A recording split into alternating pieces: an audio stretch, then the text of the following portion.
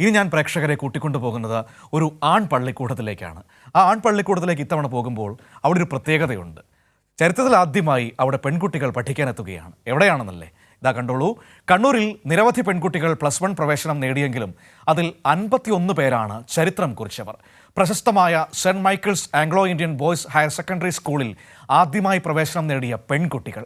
160 വർഷത്തെ പാരമ്പര്യമുള്ള saint Michael's സ്കൂളിൽ ആദ്യമായാണ് പെൺകുട്ടികൾ പഠിക്കാനെത്തുന്നത്.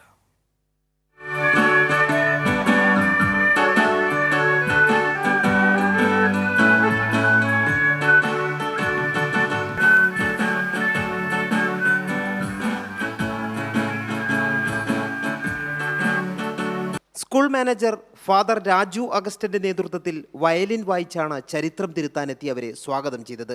+1 പ്രവേശനം നേടിയ 176 കുട്ടികളിൽ 51 പെൺകുട്ടികളായിരുന്നു ഫ്രഷേഴ്സ് ഡേയിലെ വിശിഷ്ടാതിഥികൾ.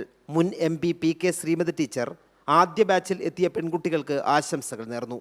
എന്നാൽ ഏറ്റവും ശ്രദ്ധേയം, ഏറ്റവും നമുക്ക് അഭിമാനകരമെന്ന് വിശേഷിപ്പിക്കാവുന്ന ഒരു ചരിത്ര മുഹൂർത്തത്തിനാണ് നമ്മുടെ ഈ മഹനീയമായ വിദ്യാലയം സാക്ഷ്യം വഹിക്കുന്നത് എന്ന് പറയാൻ ഞാൻ ആഗ്രഹിക്കുകയാണ്. സ്കൂൾ മാനേജ്മെന്റിന്റെ അപേക്ഷ പരിഗണിച്ച് പൊതുവിദ്യാഭ്യാസ വകുപ്പാണ് പെൺകുട്ടികൾക്കും പ്രവേശനം അനുവദിച്ച് ഉത്തരവിറക്കിയത്. ഈ വർഷം 1-ാം ക്ലാസ്സിലും 33 പെൺകുട്ടികൾ പ്രവേശനം നേടിയിരുന്നു. Freshers day reverend doctor EP Mathew ഉദ്ഘാടനം ചെയ്തു. ഫാദർ രാജു അഗസ്റ്റിൻ അധ്യക്ഷനായി. 160-ാം വാർഷിക ലോഗോ PK ശ്രീമതി ടീച്ചർ പ്രകാശനം ചെയ്തു.